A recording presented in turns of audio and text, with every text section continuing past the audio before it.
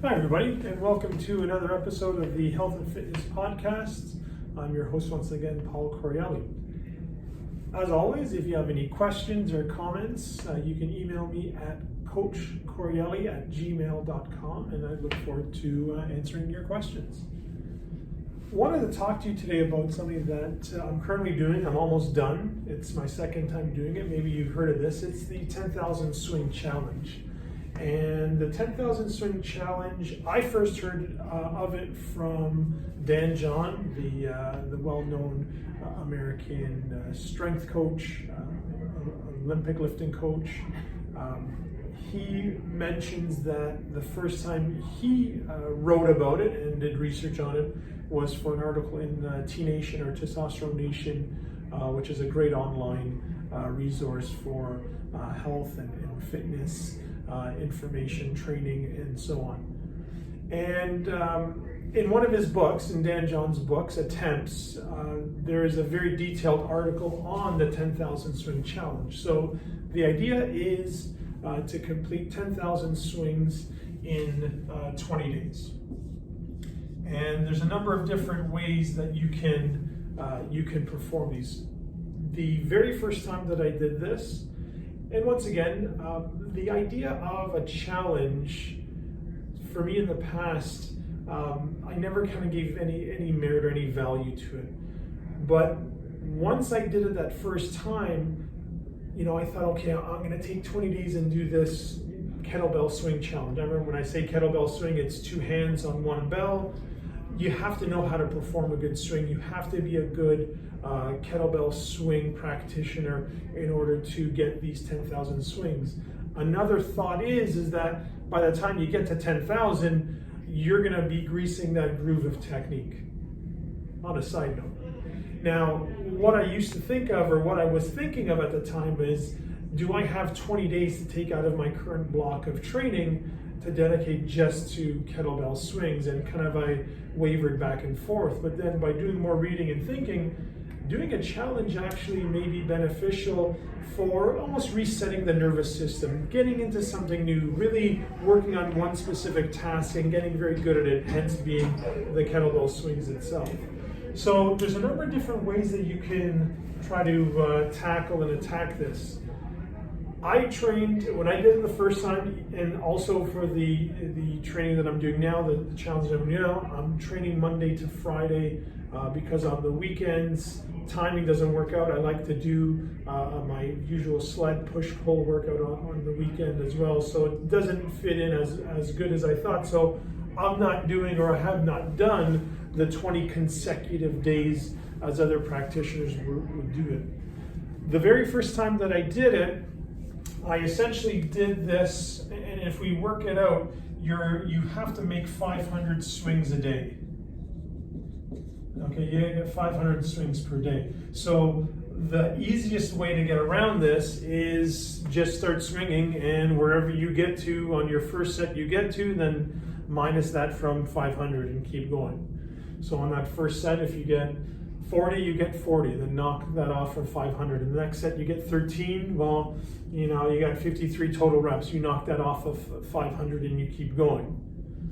I have a little notepad that I keep beside me when I do it, when I did it the first time as well, and I use tally marks to denote. The first time that I did it, I essentially did 20 sets of 25 swings.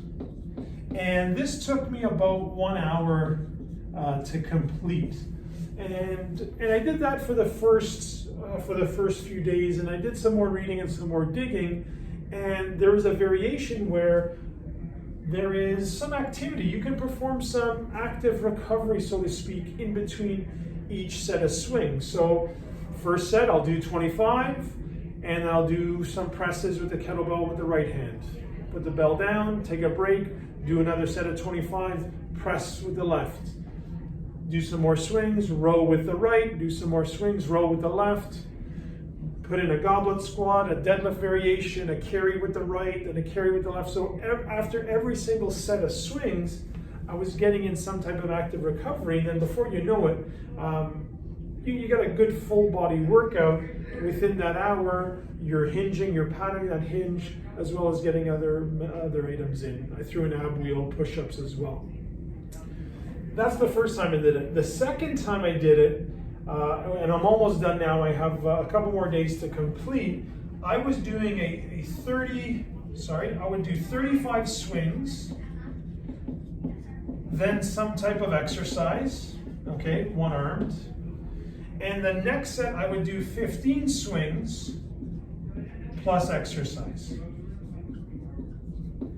Okay, and I would do that until completion, and with the exercises I would do, let's say, 10 total sets of swings, and then just repeat that again and get to my number of 500. Once again, by doing it in this mode, I felt I was able to get it all done about an hour, maybe a little bit less. But the last 2 weeks, what I've done is I've actually upped this swing value here, and I'm actually doubling this. I'm getting 30 swings in. So I'll do a set of 35, a set of 30, a set of 35, a set of 30, and keep waving back and forth. So I'm getting it done a little bit quicker, but what I've been finding that it's really taxing, and for me, and you may have heard of this before, when you're working with the kettlebell, and people have talked about this with the kettlebell snatch, it's your grip goes, your lungs go, or it's the lower body that goes, your quads, your hamstrings. So what I've been finding is the last couple sessions of doing this kind of increased volume, I've been finding it more of a taxation on the hamstrings.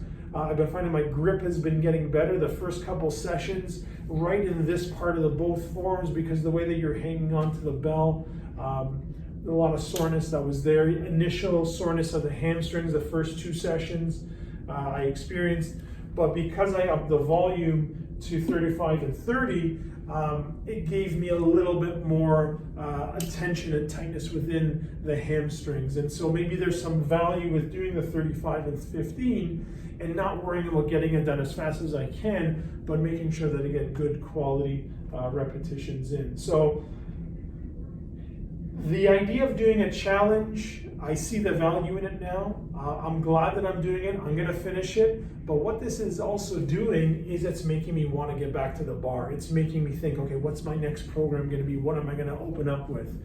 And I'm thinking about doing something with Olympic lifting. Maybe an easy strength Olympic lifting style program would be a great kind of bridge to after doing so many swings, and maybe putting that swing work, that hip hinging into action with some Olympic lifting. But it's been a great experience so far.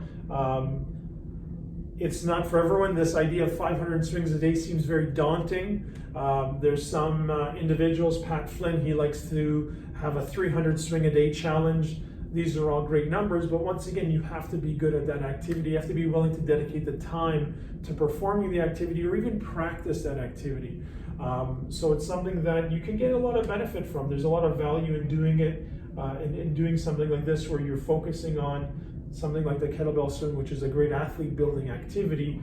But it's the idea you should allow yourself the time to, out of your normal programming, to do these challenges here. So yes, it's 20 days, it's 4 weeks out of, performing Olympic lifting or barbell military press, things of that nature. I'm even thinking the next time I'm going to do this, and I started this on January 3rd, and I think this is a great beginning of the year activity, a great beginning of the year program, because we come off the Christmas break where maybe you've indulged a little bit too much. This will give you a good, simple protocol to follow as you go along. And maybe the next time that I do the challenge next year, maybe I will somehow incorporate some Olympic lifting within this to kind of hit all of the things that I enjoy to do. So I hope you enjoyed this episode. Like always, if you have any questions or concerns, you can email me at coachcorreale.com. I'd be happy to help you out and answer your questions.